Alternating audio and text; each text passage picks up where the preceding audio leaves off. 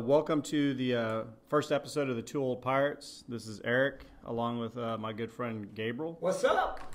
We graduated from Rockport Fulton High School here in Rockport, Texas in '89 for me, and 1992 for Gabriel.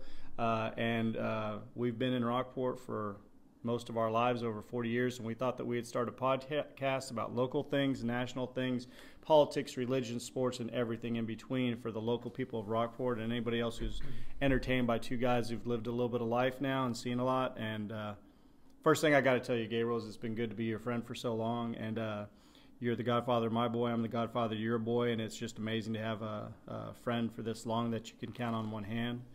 So I'm blessed to have had you in my life, and we've played a lot of basketball, gone a lot of places, done a lot of things, and it's been a joy to be your friend.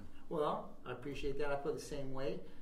We actually, got connected.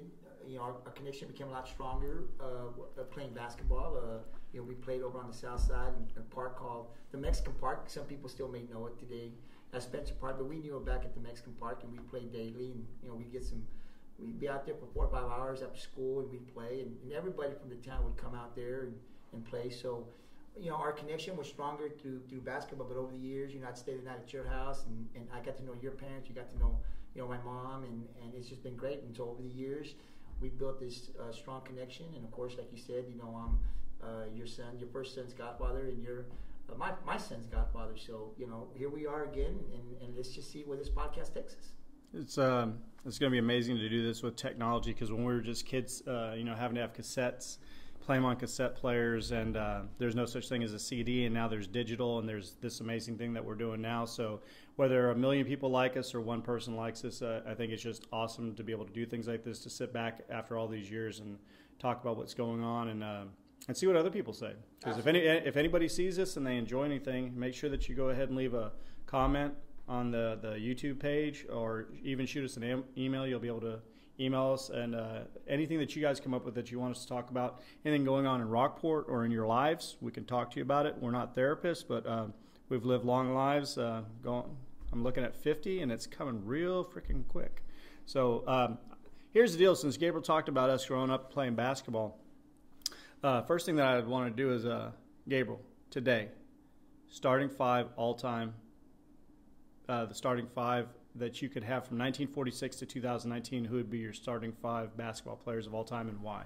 Well, I was a Houston Rocket fan growing up. I liked Akeem Olajuwon, Ralph Sampson's Twin Towers. So I was a Rockets fan, and there was a guy named Roy Tarpley that I liked from the Dallas Mavericks back in the day. I remember liking Roy Tarpley so much that when I'd go out and play at this Mexican Park, I'd just go out and buy goggles. I didn't need them, but I'd buy them just because I wanted to be so much like Roy Tarpley.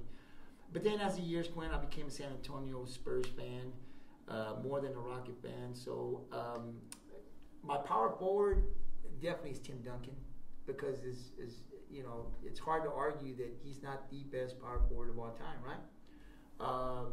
So I would have to say he'd be my power forward. My center, it would have to be Akeem Olajuwon.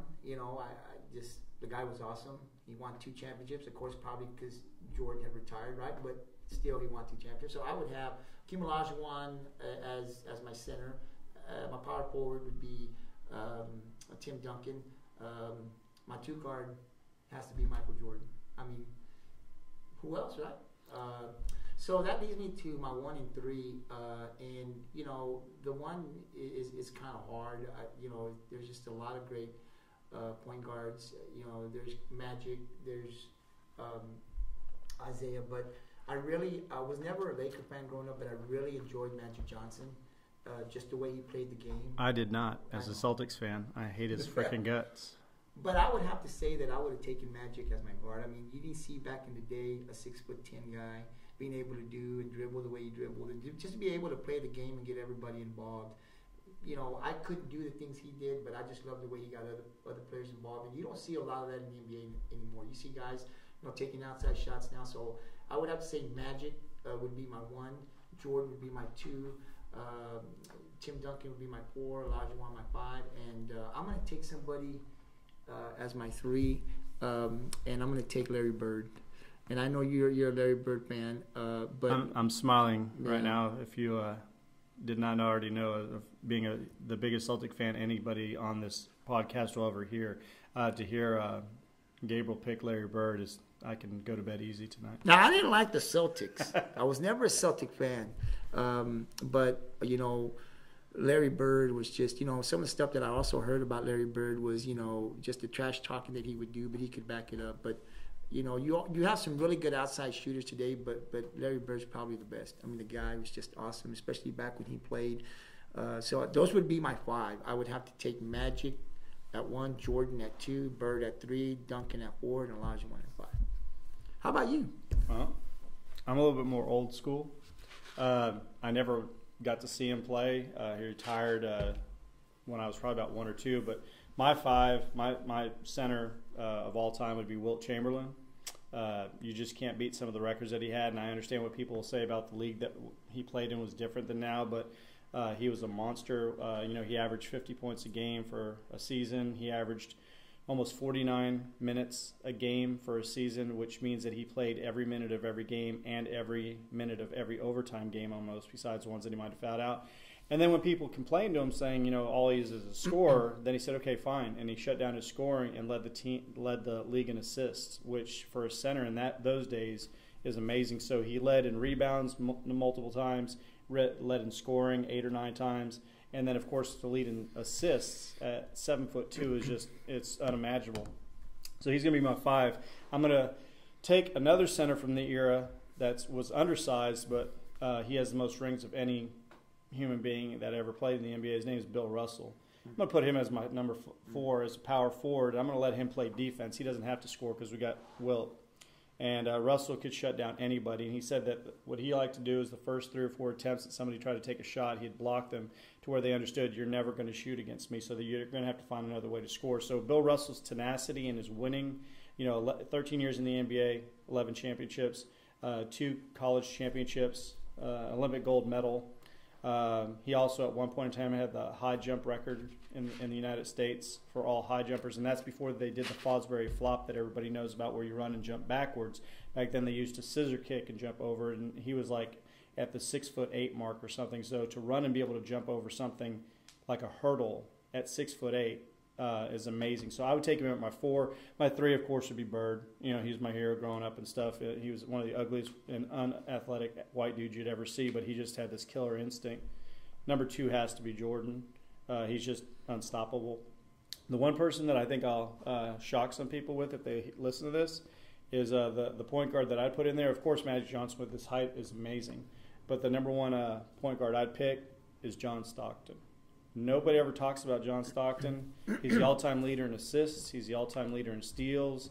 He never got that championship ring, and forever he'll always be tarnished to being a second-class citizen to some NBA fans, but he did it so well for so long. That's why he has so many records. You never heard any complaints. I never saw any technicals on him. He was intense, and him and Karl Malone did it for a long time. They just didn't get lucky those 2 years against the Bulls, but he was a solid point guard that I think could get the ball to Chamberlain inside, or he could go ahead and work off of Bird, and that 5 right there I think would be unstoppable. I know that there's a lot of players that would pick LeBron, or they pick Shaquille or Kobe, or there's a multitude of players, and we all have our own. But your 5, that's a strong 5. My 5, I would put money on my 5, and I don't even bet, but it just goes to show you how we all look at the game differently. Now let me ask you this though: how would Bill Russell and Wilt Chamberlain play in today's NBA? And not so much in today's NBA, but the Olajuwon, Patrick Ewing, because I didn't mention Patrick Ewing just simply because I think Olajuwon was just better. But Patrick Ewing was a center. He didn't win a championship either, but he was a great center. I watched him play at Georgetown, and I watched him play with the Knicks. And just like Stockton, he's a class act. Didn't win a championship, but how would Bill Russell and Wilt Chamberlain play in the era of, not today, but when Olajuwon and Robinson and Ewing? Do you think that they could dominate like they did in their era if they played with the likes of Olajuwon, Patrick Ewing, and so forth? With the way that the NBA changed, and me and you saw it, we saw it change after O'Neal came in and his ability just to push people around. Shaquille O'Neal sorry for anybody out there that doesn't want to hear this, was not a great basketball player. I agree. He was a dominant basketball player, but he was not great. Could not shoot free throws, could not do a 5 to 10 foot shot away from the basket. And people sit there and say, oh, but, Eric, he didn't need to do that. I understand that. He didn't need to do that because they changed the rules to where he could literally just bowl you over, dunk it in your face, and run down the court. And everybody got excited at the Forum, for the Lakers, or when he was with the Magic, and then the other 92 teams that he played with near the end of his career. But the thing is, in all reality, he was a bull, and he could just bull over you and stuff. If they started calling offensive fouls, you're going to take away his only real strength that he had.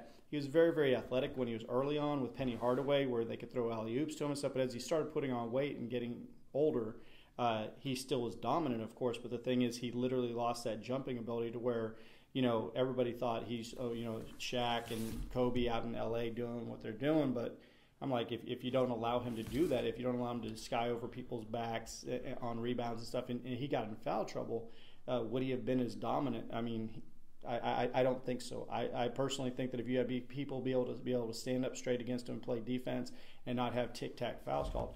So let me stop you right there. So Wilt and Shaq go at it. Who wins? 1946 to 1997 rules, I'm going Chamberlain. 1997 and after, when O'Neal took over, Shaq's going to kill him because he outweighed him. There's never been a freak athlete like Shaq I've ever seen. I've seen big fat guys. I've seen big strong guys. But I've never seen anybody like that where he's so huge that literally if he just turns his shoulder to you at 300-something pounds. The only guy I ever saw try to take him on was Charles Barkley, if you remember in that famous scene where Charles, they're banging down low. Charles was listed a lot taller than he was. He was about 6'4". And you got a 7'1" guy. And, Barkley, I believe, was with the Rockets at that point, and they're banging each other, and then he just throws the ball at Shaq, throws it off of his head, and it was funny and stuff. But he was like, I'm not afraid of you. And there's so many guys that were afraid of Shaq because he was just so intimidating. He was so powerful and stuff. And I'm not taking anything away from his greatness as a powerful basketball player, but overall he couldn't, to me he couldn't do anything other than just bowl you over. He had no arsenal of shots. If you look at Olajuwon's footwork, O'Neal can't touch it. If you look at Duncan's bank shots, O'Neal couldn't touch it. So you've got all these other players in the future away from Chamberlain that still were fundamentally sound basketball players that could do things that O'Neal could never approach. But O'Neal's considered a beast due to the fact that he was just so huge. He could just do whatever he wanted on the court down low. So let's talk about 2019 Lakers, because I hear a lot of stuff now about Anthony Davis comes from the Pelicans over, and so a lot of people that I know are, well, the Lakers are going to the championship. I mean, they're it's almost given that they're going to win. I'm like, last year they had LeBron James, right, and he got hurt, but they had LeBron James, but they didn't make the playoffs. Okay, so one player comes in, Anthony Davis, who's never been to the championship either, so he just comes over to the Lakers, and all of a sudden they're going to win a championship. And as you know, you and I have talked before, the Clippers are going. I mean, they've got Kawhi Leonard. They got Paul George. I watched the first two games. I actually watched the opening NBA night without Paul George. Couldn't stop Kawhi Leonard. When it comes to LeBron James and Anthony Davis, whenever you team up two athletes like that, you automatically think the best of everything. But what people forget is there's no pedigree with Anthony Davis. He was a very good player in New Orleans. He might have made some All-Pro teams, and he made this All-Star game. But other than that, he gets hurt every year. He's very fragile. And just to come over and automatically put him with LeBron James and think that LeBron, as he's getting older, is going to be able to do what he wants. LeBron James has never had a significant injury until last year when he pulled his groin. And then, he was out for a good little bit of time. The team kind of folded. And at that point, they figured we're not making the playoffs. So I don't know if it was the last 14, 16 games, something like that of the season. He didn't play, but he wasn't hurt. And I had never seen anything like that before. I mean, I'd heard about how Popovich sometimes would rest his players, but those were older guys. Those were like Duncan in late 30s and stuff, Parker in his mid to late 30s. LeBron was still one of the top 3 players in the league. He was dominant, and they're sitting him at the end when he's getting paid the most money just about of anybody in the league. And I just think back to the generation that me and you grew up with in the 80s and 90s. Jordan would kill to play in a game. Even Kobe Bryant, who I hate more than just about any other Laker, would kill to be on the court. Larry Bird played with a broken back. I mean, he literally, after a game, every single game at home, He'd be brought to Massachusetts General Hospital and put in traction because his back was so bad. And, we didn't know about that as fans because there's no internet, and they weren't reporting that because they didn't want the other teams to know just how bad off he was. But he would still show up and still play in pain. Then you have a guy who's making $40 million a year from the NBA. He's making $80 or $90 million in endorsements. He's making movies. He's dropping all these commercials and stuff. And then he's going to sit there and say, I'm going to sit the last 16 games to rest. Well, let me just tell you this. LeBron came into the league when he was just straight out of high school. And he's been a class act. I mean, you don't hear him.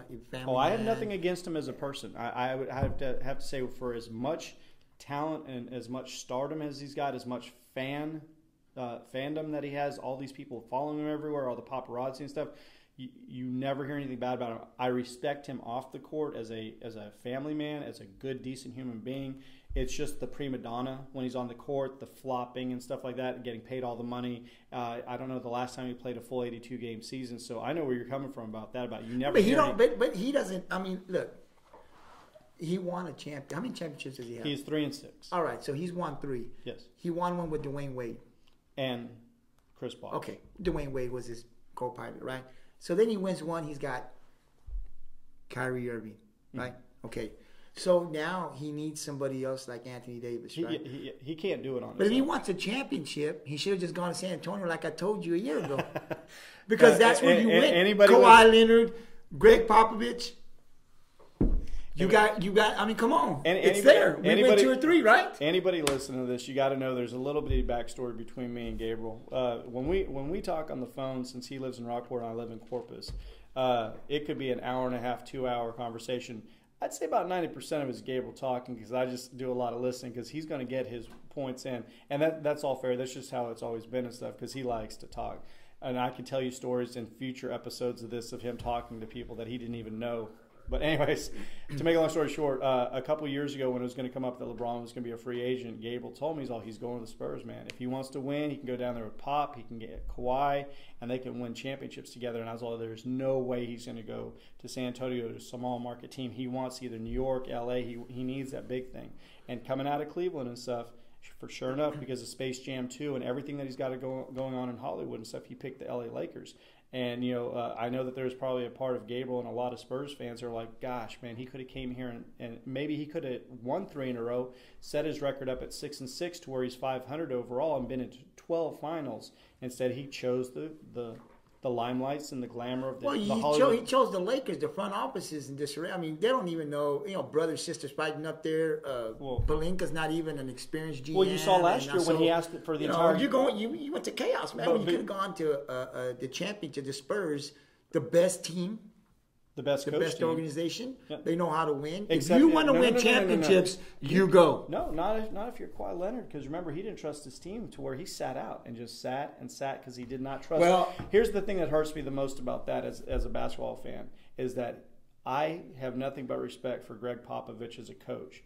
And for Kawhi Leonard to do his team the way he did, where he would not even show up to sit on the sideline, shows you how angry he must have been and how willing he was to leave them behind to get to Toronto as fast as he could or any other destination.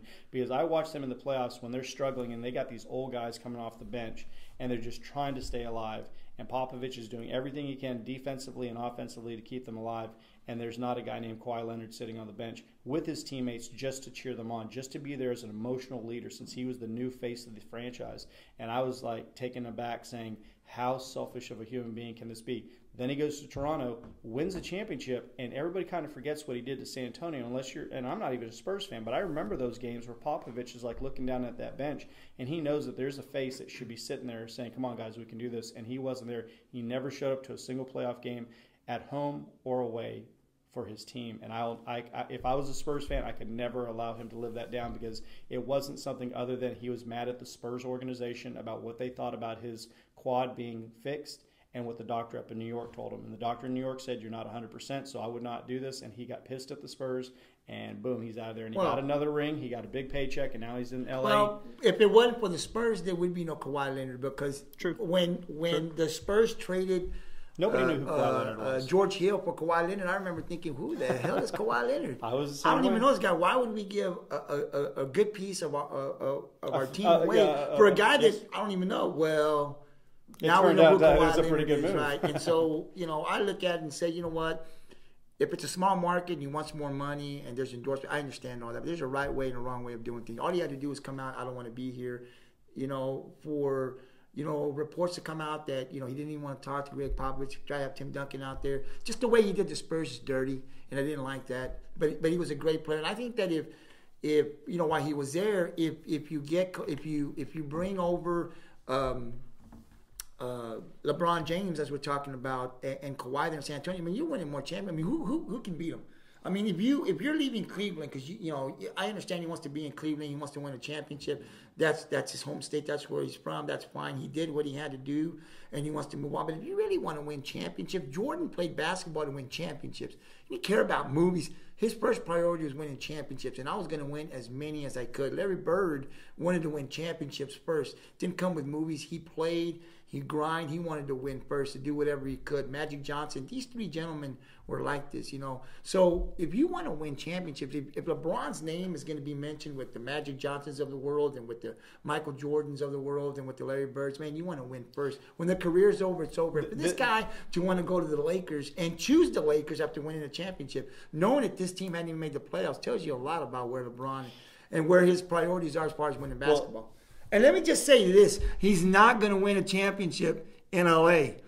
He's not going to win a championship in L.A. All these things about him winning a championship, it ain't going to happen. It ain't going to happen. The two things I'd like to say, and since we've already both agreed that we'd pick Bird and Jordan on our all-time 5 team, is 2 stories I'll tell you to show you the difference between old school basketball fans like me and Gabriel, and today's fans. Larry Bird, on his first visit to Boston in 1979 as a rookie, after he got drafted, Red Auerbach put him up in a hotel, and he was going to be there for the weekend to take pictures and just talk and sign his contract, just BS stuff like that. He signed his first official NBA contract, 3 years for $1 million, and people said that's crazy. You can't pay some guy $300,000. Think about what they're paying now. But I understand that was a long time ago. But the thing is, the thing that Red Auerbach kept was after Larry Bird checked out of the hotel, he flew back to Indiana to see his mom. He kept the bill from the hotel, and on the bill, it was the exact payment for the room. Larry Bird was staying at a 5-star hotel and could have ordered anything that he wanted to eat. He could have got lobster thermidor. He could have got steak. He could have got. He made his own sandwiches. He went down to like a little bitty convenience store, bought some bread, bought some meat and cheese, bought some RC colas, I think the story goes. And when Red Auerbach called him in Indiana, he said, the price of the hotel is all there was. You didn't order anything the whole weekend. He told him, no, sir. He sat there and said, that wasn't my money to play with. The Celtics were putting me up, and that wasn't right for me to do that and stuff. That was your money. That wasn't my money. If it's something I want, I need to spend my own money. That's the way it was raised. Then you go to Jordan, and you find out years after Jordan was in the league that he still wore his North Carolina jersey, his shorts, underneath his Bulls shorts every single game because he was so attached to Dean Smith and the North Carolina Tar Heels. People don't do things like that anymore. His loyalty to North Carolina and Dean Smith, and when they won the championship in '82 on his last second shot, he never forgot that. So every single time that he laced him up and went out there for the Bulls with, whether it was Steve Kerr, or it was John Paxson, or Bill Winnington, or Luke Longley, any of the guys, any of the guys, he was still wearing his Tar Heel stuff. That touched his skin before the Bulls stuff. Mm-hmm. So he was always a Tar Heel. And Larry Bird would not charge anything. And then you have people like today's kids where they think, you owe me this. And they're going to sign huge contracts. And they're going to get – I remember when Harold Miner, his name was Baby Jordan. That was his nickname. He won the slam dunk contest. And they asked Kevin McHale, what did you think about this kid? And he's all, man, he's really awesome. Did you just say Baby Jordan? He was called Baby Jordan because he had – Why was he called Baby Jordan? He was bald. And did he win a championship? He had like 40 – Does he have a ring? Did he win a championship? Does he have a ring? This was when Jordan was still the man in the NBA in the early 90s. And I remember Jordan. He won the slam – you never heard that? Yeah, he was called Baby Jordan. His name is worth hearing. Baby Jordan. If you're going to say Baby Jordan, I want a ring or 2 or 3 rings. If you don't win a ring, you ain't Baby Jordan. But think about that. I remember that because his name was Harold Miner, and he won the slam dunk contest, and he was amazingly athletic. And they talked to Kevin McHale, of course, who had been the longtime Boston Celtic teammate of Larry Bird, and they said, "What do you think about him? Winning the slam dunk? He's he's amazingly athletic and stuff, and hopefully he has a long career." And then they said, "Did you know that he already has a shoe deal?" And Kevin McHale, this was on TV, so you saw his reaction. He said, "What do you mean a shoe deal?" And they're like, "Oh, he has his own Harold Miner shoe." And this is way before shoes became popular like how they are. There was Jordans, and there was the Bird weapon, and you had the Magic Johnson one stuff. But Harold Miner, baby Jordan, had his own. And Kevin McHale just laughed and looked into, because Kevin McHale never had his own, and he had 3 rings. Absolutely. And he looked into the camera. He's all, "Wow, in my day, you had to win something before you could get something like that." And he just walked away. And I'll never forget that moment, because he was like, he gave his, in the '87 finals, he broke his foot, and the doctor said, "Don't play on it anymore because it could jeopardize the rest of your future." Larry Bird told him not to play anymore, and he still tried to play. And they went to 6 games against the Lakers, and then he had to have screws put in. And he was never the same player after '87. But the thing is, those are the kind of guys that left everything out there, and they weren't going to get a shoe deal. They were just doing because they loved the game, and of course they wanted to get paid. They're not stupid, but it was still. What's the love of the game? It was still about a team. It's a love of the game. And now where's Baby Mine? Yeah. Baby Jordan, Harold Mine. Don't know where he is. No, he's. That's what I'm saying. I'm glad that I was able to grow up and watch these guys like Magic and Jordan, because they played to win. They were loyal to their team, and the team was loyal to these guys as well. And I'm sure that they had their ups and downs with management and stuff, but it stayed in-house. They wanted to win. They wanted to win. That was the whole thing. They didn't, we didn't want to go in this era now. I want to team up with the other best players so that we can win 4 or 5 championships and make a dynasty. Jordan didn't do that. Imagine if Jordan and Bird and Magic got together in the NBA when they played. Imagine if they said, "You know what? We're just going to get together here, and we're going to play." Imagine how many championships they would want. But a guy like Magic, the closest we ever got and Bird to didn't want to play. They wanted to beat each other. The closest we ever got to something like that was in '92 with the Dream Team, and we were all excited that all these professionals were playing together. But when you watch the games, they're kind of boring. They were. When you're beating some small African country like 100-38, yeah, it makes you feel proud, America. Yeah, we're going to get a gold medal and stuff, but it kind of was a foretelling of, do you really want that many stars that are already set as stars all joining forces? And so, Bird, Kevin McHale's drafted by the Celtics. James Worthy's drafted by the Lakers. Hakeem Olajuwon's drafted by the Rockets and stuff.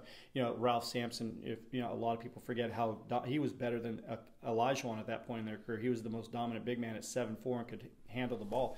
And what happened is these guys were all drafted. They were all brought in and stuff by the team, and they went through the system and stuff. Now you got guys that they become all-stars and they want to jump ship and they want to join ranks, and that's okay, I guess, if that's the way what you like. But today's people fans are completely different than the older fans, and we're going to argue and we're going to disagree just due to the fact that people see things differently. So I'd like to use that as a segue into. I think you said that you talked to somebody that you had mentioned that we might be doing a podcast, and they brought up something about music. Mm-hmm. They brought up today's rap. Now, me and you growing up in the 80s, we were there when rap first started with Grandmaster Flash back in the late 70s, and the Sugar Hill Gang with Rapper's Delight in 1979, which I still love that song. And then, of course, we had Run DMC, who finally broke the code open with Aerosmith with Walk This Way, their rendition. You had Beastie Boys. You had, the one song that you used was, what was it, Young MC? It takes 2 to make things go right. Rob Bass. I remember Rob Bass and all those guys. Yeah. So, that's the rap we kind of grew up with. And then we saw it, as we became younger adults, we saw it go into the gangster rap, East Coast, West Coast in the 90s and stuff. And you had people like Tupac and Biggie come out, and you had Snoop Dogg and Dre, and you had Public Enemy, and you had NWA, and you had all these different things coming out and stuff. But some people were afraid of NWA and Public Enemy. Some people thought that Tupac was very sexist and pushed violence and stuff. But the thing is, what we have now is you have this whole group of young rappers that our kids listen to, and there's a lot of kids that listen to today's rappers that if you talk about Tupac and stuff, it's almost like you're talking about Elvis or the Beatles. It's so long ago compared to what they listen to now. And then there's people like our age that listen I attempt to listen to today's rap, and I can't get through it because most of them is called mumble rap, and they're all like 19 or 20-year-old guys who've never worked a day in their life, and they write these rap songs, and every other word's the B word or the H word, or they're sleeping with your woman, or they got diamonds on their wrist, and they're all wearing the latest designer stuff, and I'm all like, how are you writing this stuff if you're not making it already, and then you do make it, and then they're like, that's talent. And so what I thought we'd do here is one of my sons who's really into it. His name is Jacob. He's really into today's modern rap.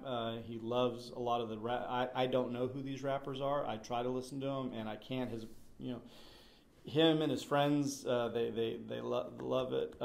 So, Gabriel, what do you think about today's rap? Before we bring Jacob in here as I'm going to call him the official expert on today's rap, due to the fact that he knows who the rappers are. He understands what they're saying, I guess, through a teenager's point of view. But I don't get it. So how do you feel about today's rap compared to what we grew up with? I felt there was more of a message in that rap back then, and now it's about just, excuse my language, bitches, hoes, diamonds, gold, cars, the same stuff that people have always talked about in rock and roll, but these guys are just a little bit over the top to me. Well, I like rap. I would actually say that I like Tupac music and Notorious B.I.G., Biggie Smalls music. I really got into their music, and so, I also listen to Run DMC and stuff. So I like the music. I don't know much about it. Today's type, rap, and I have some nephews that I talked to about that. I just don't understand it. I listen to it when I'm around, and I can't wrap my mind around it. I just don't understand. I don't like the beat. I don't like the cussing. I don't understand certain things. So I welcome people to come in and try to convince me what is good about that music. I do think that that this music does in some ways play into today's kids, into the behaviors and stuff. That's just my thinking. But I welcome other people to come in and tell me what today's music does, what good comes out of it, because I don't know. Of course, I'm not in that era either. Like I said, as far back as I can go is Bone Thug, Tupac, Biggie Smalls. I can still listen to that. I can tell a little story that, when I used to go to a job, in my job, in my profession, I work with kids, and so I'm very professional when I go to work, right? So I sit there and there's no friends, we're all about business. And so one day I'm driving up to work early in the morning, and I'm jamming out to Tupac. I mean, and I don't know, there's some workers, some of my coworkers are out there, and so I'm driving in and I'm getting my bag ready, and so I'm jamming, and so I get out, turn off the car, I come out, and they tell me, "Sir, you listen to Tupac?" And I said, "Absolutely, I listen to Tupac, Bone Thug, and Biggie Smalls and stuff." And just the way I would present myself, people would have never thought that I would listen to this kind of stuff. And I said, absolutely, I love that music. When I get out of work, I've got some CDs. I listen to all this type of music in my own free time. But in today's music and a lot of what they do today, I don't understand it. I really don't understand it, and absolutely, I'd like to get a young man's point of view and why they like this music. I'd just like to interject real quick. Once again, if anybody's listening to this and they are rap fans and they think that this is just two old pirates talking about stuff that we have no freaking clue, we are very open-minded to hear any comments that you might say, you might leave. You can always send an email to us and say, hey, we'd like to go ahead and talk a little bit more about this, or can you bring this up on your next podcast? And once again, we're open to having people on the show. So it's not like we would not invite somebody else to have their point of view also put on here, whether it be politics, religion, sports, or even crap rap. I mean, that's what I call it, crap rap. I'm sorry. But coming up next is this is my son, Jacob. He's a senior this year in high school. So, Jake, since I've known you since you've been born, since you're my son, firstborn. How is it that today's music, why is it that older pirates like me and Gabriel, we just can't seem to connect with this music?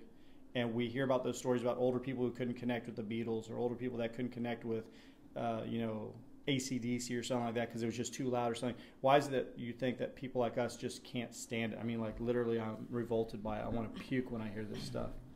I think it has to do with every generation there's something different. Like you said, with the Beatles, older people couldn't deal with that. They were like, oh, it's rock and roll, you shouldn't listen to that, that's the devil's music, stuff like that. Then whenever rap came out, the parents of like the late 60s and the 70s were like, that's terrible, don't listen to it. So every single like generation has a different style of music that is in and popular. And I feel like how y'all like the gangster rap and stuff like that, where it was very slow, it like told a story. a lot of people nowadays like to get excited and like dance and stuff, and that's really hard to do to the older music because it's just sort of like a mellow kind of vibe. You just sit there and listen to a story almost.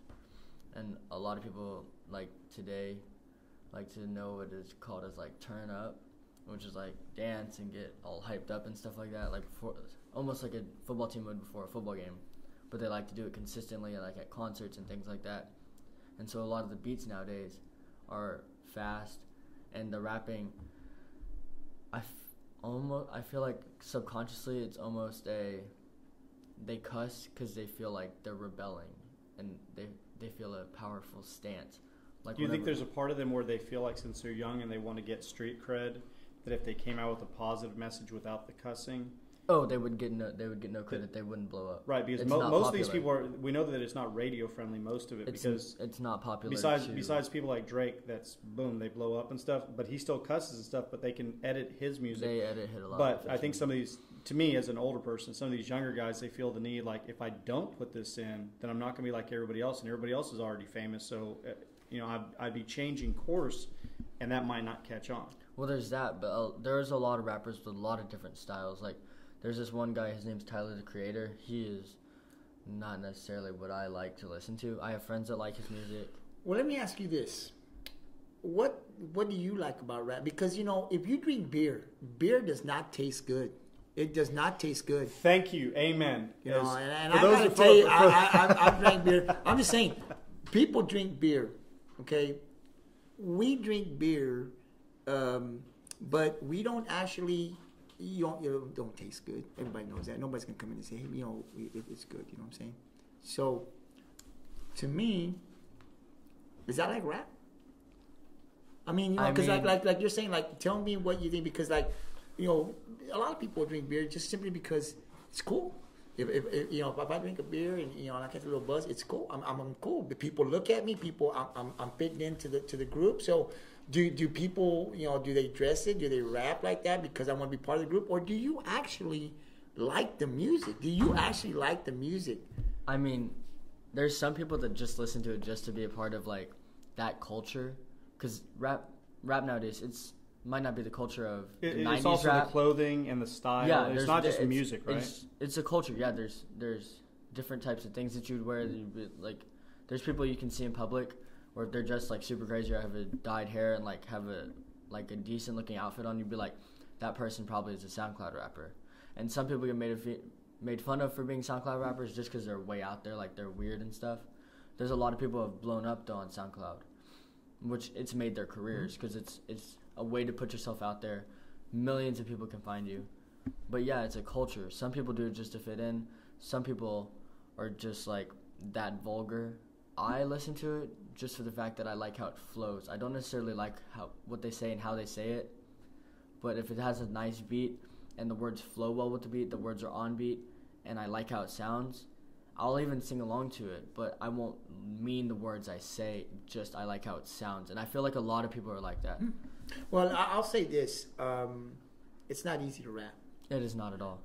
And so, I've actually tried a couple of times. I'm just not good at it. So I do think it takes talent. I think a rapper trying to come up in the world today, you've got to have some talent. So there's just not coming up there, getting up there. And I mean, I see some of these shows where, on the fly, man, you just got to come up with somebody. You just got to come back up and say something to each other. So there's like a lot of talent. You got to be talented to become a rapper. So I understand that part. I don't think just anybody can do it. It does take some hard work. Because there's a lot of people who have tried and have failed miserably. Yeah, and it takes a long time, I think, to get up there. And you have to find your own sound and everything. It's not just because go ahead. It sounds, to my dad, the way it sounds is every single person sounds the same, but there's like different octaves of voice. Like there's one rapper, his name's 21 Savage. He raps really low, and then my favorite rapper, Lil Uzi Vert, has kind of a higher pitched voice. So there's a different style. Like 21 Savage has like a slower type of song. Like there's beat drops and stuff where people can still like get hyped to it, but it's not as fast as like a Lil Uzi Vert song or like certain Migos songs or Lil Tecca songs. Like everyone has a different style. Rap's different. There's one rapper, I hate him. His name is Blueface, and he cannot rap on beat, and he does voice cracks and stuff. He's popular. But is there still an audience for him? There is an audience for him. That's the thing, is there's an audience for every single style and sound of rapper. What I was going to ask you really quick is, when you said something about the beat and getting hyped and stuff, do you think some people just listen to it and it doesn't even matter what is being rapped, the lyrics? It's just simply there's a beat that you really like to get into. That's exactly how it happens for some people. Then also the people that are like when I see you rap a song, and you're rapping along with the rapper. Is there any songs, or do you think there's any time that you've ever gone along with the song? You're saying the words verbatim besides the curse words because he knows best not to do that in front of Dad. But the thing is there times that you say the words verbatim as the rapper, but you're not even paying attention what the rap is saying? Oh, it's just you just learn the words. It's not meaningful to you in any possible. There's certain songs I don't care what they say at all. It's just, you just know the words. You say them along with it, but you're not like this means this or this means that. It's just words. I'll rap songs and they'll talk about getting high and stuff, and I've never touched a drug in my life. It's just the way it flows with the beat just sounds good in your head, and it's just fun to sing along to. It gets stuck in your head. And like some people say that rappers nowadays are repetitive, which don't get me wrong, they are. But the way they're repetitive, it's almost down to a science. They're like, oh, I can say this line here, and it'll get stuck in someone's head all day long, and they'll want to continually listen to my song.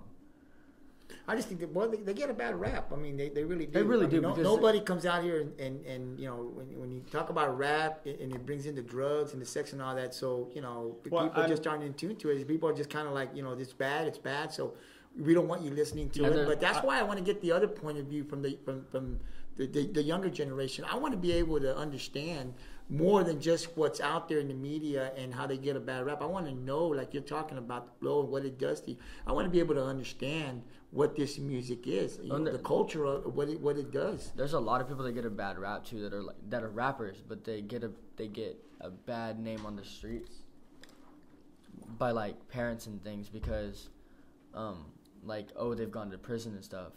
But a lot of them, it's the way that they're raised. Because there's, like, my favorite rapper is out of North Philly. Like, he grew up not, like, even well off, barely even comfortable. And he didn't do so well in school, and his parents actually kicked him out. He had to live with his grandma. But there's a lot of people where rapping is almost like an outlet for them, just to, like, live almost a different lifestyle in their head. And that's whenever they talk about sleeping with girls and having all this money and buying all the cars because they don't experience that in their hometown or where they live in their big city, and it eventually blows them up and they can have all that stuff. But a lot of them are good people at heart. Well, and I think that's what we need to talk about and make sure that they get the good rap. I want to be able, when we talk about this, I want to be able to talk about the good, not just the bad rap that they get. Go kind of deeper into what their lifestyle was. Because when I hear a lot of that rap and I see a lot of their videos, there's a lot of emotion that goes into it. Well, and a lot of us don't really take the time to see what their lifestyle was like. It's just you come out, you rap, you cuss, we don't like you. It's good to be able to get the other point of view, to see the struggle that these guys go to before they make it up to the top. Because I think a lot of them do get a bad rap. Like I said, I can't listen to it. I don't understand. It's not something outside of Tupac and Biggie Smalls that I get into. But I do want to get that other point because I do think they get a bad rap, not really knowing what the way they grew up, how they came about to being stars. Because once they get up to being stars, you see these guys with jewelry, no shirt, tats, and all kinds of stuff, and they just get a bad rap, And so all of a sudden, I don't want my kids listening to this, but there's something, besides that image that these guys like you were talking about, they go through. Your that rapper that you say you like, some of the stuff you went through. A lot of that stuff doesn't come out of me. We don't know how they rap, how they came to this. This is like an outlet for them. If they didn't have music, where would they be? It's kind of like, I think it's fair to say that this is the way that they express themselves through music. We're expressing our views here through this podcast, right? This is their way, and I think that gets lost. It just kind of gets shuffled around. Nobody even talks or cares about that. It really does, because there's a lot of rappers that either a parent will hear about them because their kids are listening in their headphones or on their phone, like outside, like whenever they're shooting baskets, or even on the radio, and they hear like the blanked out curse words. But a lot of people use curse words instead of violence, actually. Yeah. And like one of my brother's favorite rappers, named Logic, grew up in a terrible scenario. He's a millionaire now, but he grew up in a terrible scenario. Both of his parents were drug addicts. His dad left whenever he was young. His mom would beat him. And rapping was an outlet for him, and now I think he has like a $5 million house, and he goes on tour every summer, drops albums whenever he wants. He has a really good life going. He just got married, I think, or is about to. But he grew up in Maryland, I think, middle of nowhere, Maryland. Mom was a crack addict, but he's made it just simply off of rapping.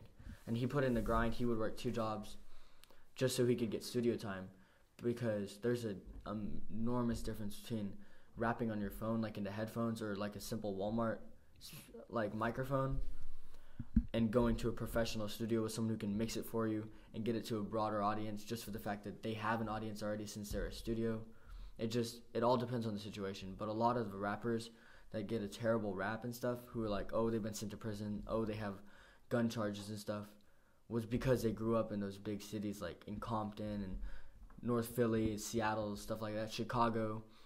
And that's just the lifestyle they're automatically introduced to as soon as they hit the outside world.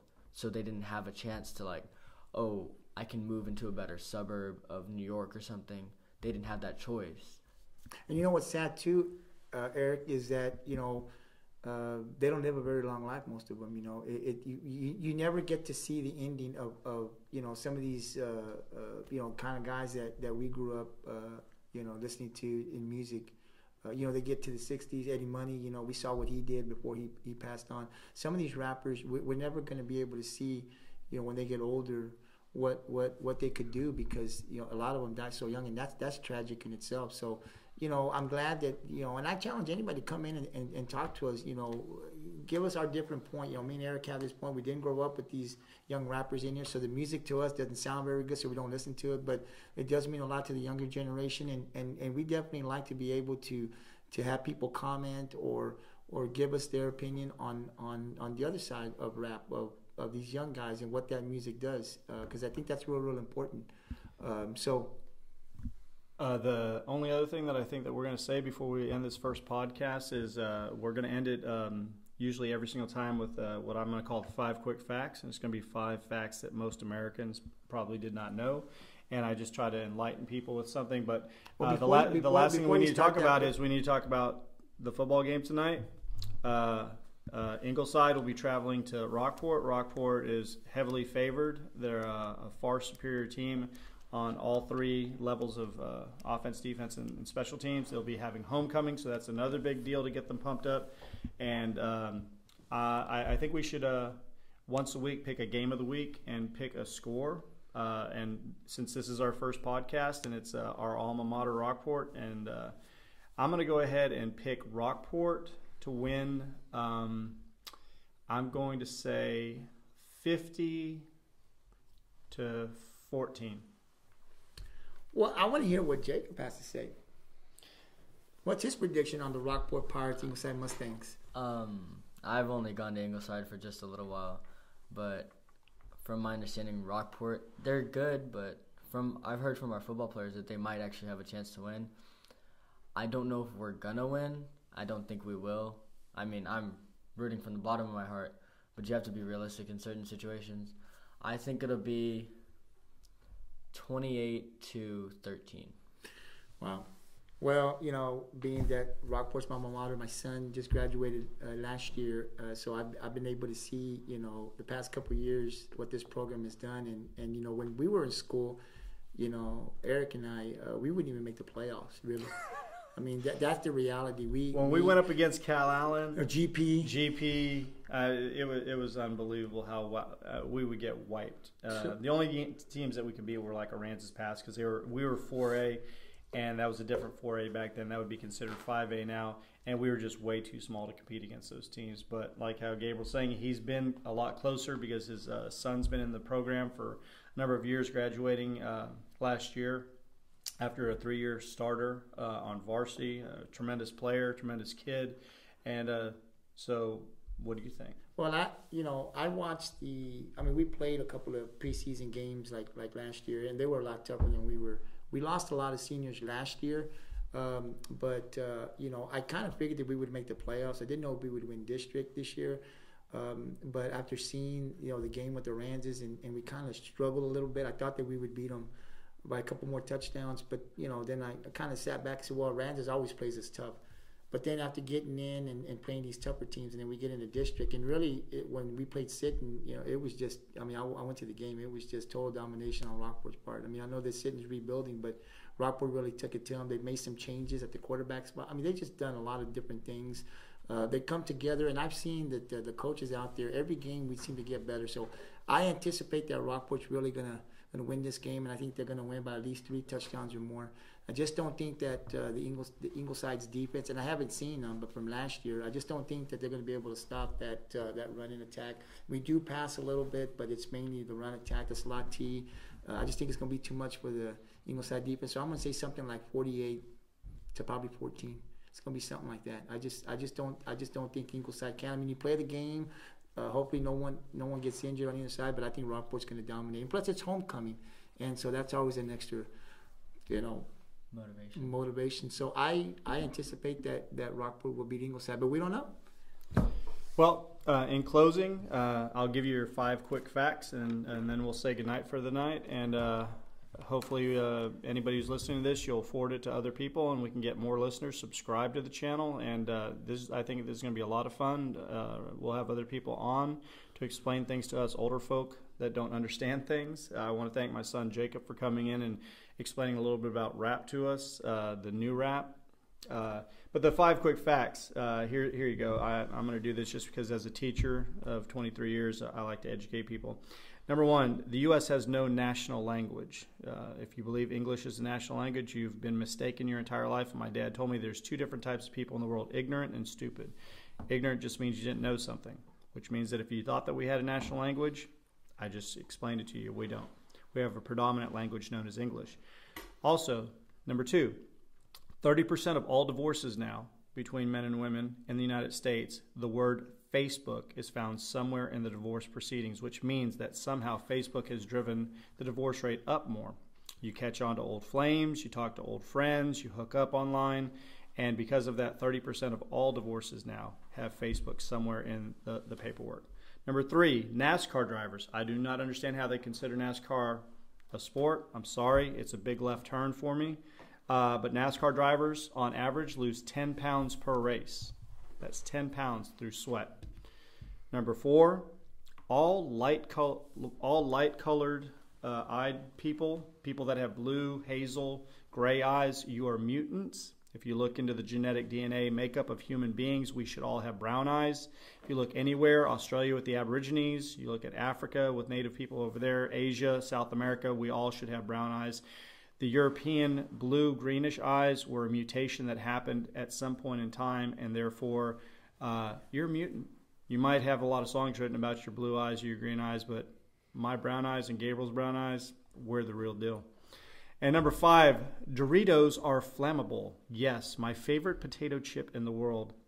The Dorito is flammable and can be used as kindling in case you're ever out at the beach and you need to start a fire. If you have a bag of Doritos, they will burn just as well as wood. So 5 facts.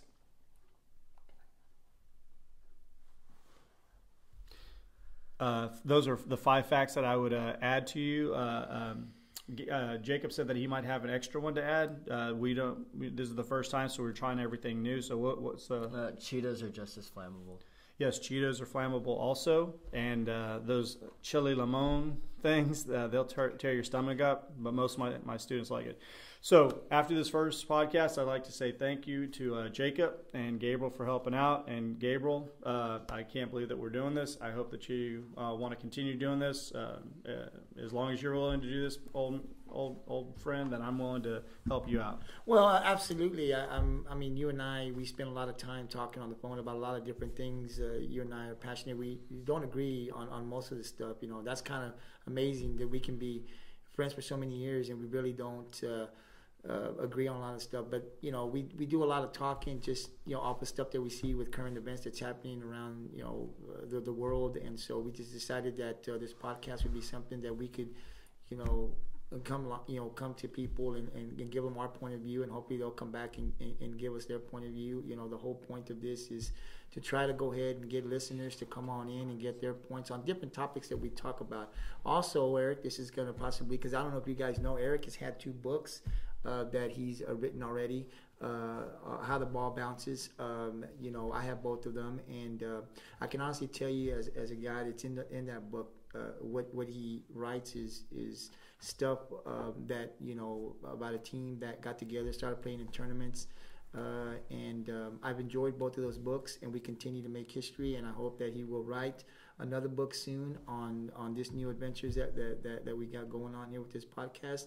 Who knows what the future has for maybe another book or two, or maybe he and I will write a book together. But he does have 2 books out there. If you guys want to know more about that, you can comment here on our podcast, and he'll be able to tell you how you can get to these books and stuff. So we look forward to coming in a couple more days to do another podcast, and I enjoy it, and I've looked to be doing this for 5 years plus.